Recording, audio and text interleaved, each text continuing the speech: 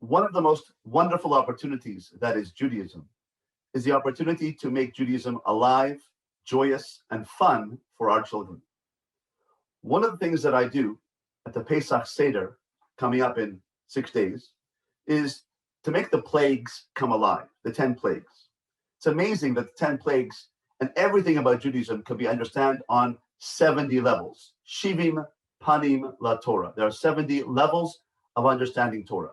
A 5-year-old, a 45-year-old, an 85-year-old can learn the same text of the Torah and see different things in it. When we engage our children, let's make it fun for them.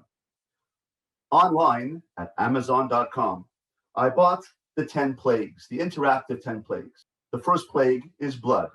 It's a cup of red ink with a hollow inside, which looks like a cup of blood. We can show the children that when 2 people drank from this cup, an Egyptian drank blood, and a Jew with a straw drank water.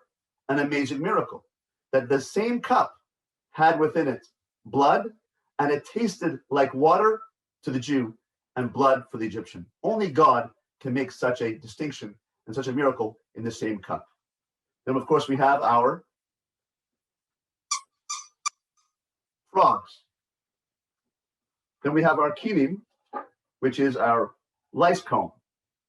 You can never be too ready to fight a lice epidemic in your local Jewish school. That is a plague. Arov, wild animals, a wild tiger. Dever, we have a cow which gets sick and the animals died. Shchin, boils, and we can take the boils and put them all over ourselves. Ouch. And that was pretty painful. Here is the plague of hail, and I have my construction hat to protect me from falling hail. One of the miracles we can show the children about the miracle of Barad, of hail, is that the hail was fire and ice at the same time.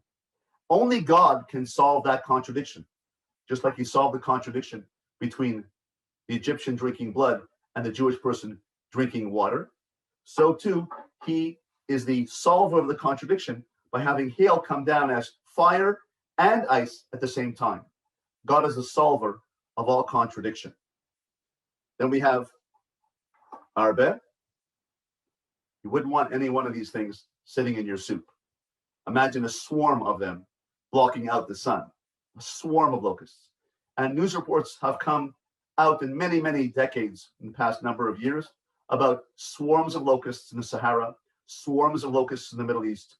This is quite plausible and quite real that swarms of locusts do swarm the Middle East. Another contradiction, the plague of darkness. The Egyptians had darkness, choshech afela, for 7 days. The Jews went into their homes to seek out where they hid their valuables to get paid for their 210 years of slavery. And the Jews were able to see into the homes of the Egyptians, whereas the Egyptians stood in complete darkness. Another contradiction, something we can show the children on a level of fun, the 10 plagues, but also a deeper level of the contradictions. A third contradiction within the plagues themselves, that it was dark for the Egyptians and it was light for the Jews. Where was this light coming from? This light comes from the Or HaGanuz, the hidden light that God set aside for the righteous in the world to come. A taste of that light came at this time when they needed to see into the homes of the Egyptians. And of course, the last plague, 10th plague, Makas Bechoros, the killing of the firstborn. What is the connection? Ask the children, what's the connection between a paintbrush and the plague of the firstborn?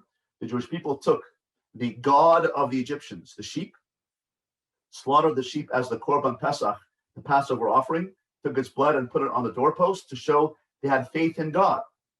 And God again solved the contradiction. Over in the house where there was a Jew who put the faith of God on the doorpost, that house was passed over and the Egyptians were killed. As the Jewish people became the firstborn of God, Beni Bechori Israel, my son, my firstborn son, Israel, that's the same night that the Egyptian firstborn were killed. The light, the or, the light of our becoming firstborn, that light itself killed the Egyptians. So here we see 10 plagues, a fun experience, and we can explain it to the other people on a deeper level, and for the older people on a much deeper level, on a Kabbalistic level of God being the solver of all contradictions. In this way, we can make Pesach come alive for our children and our families.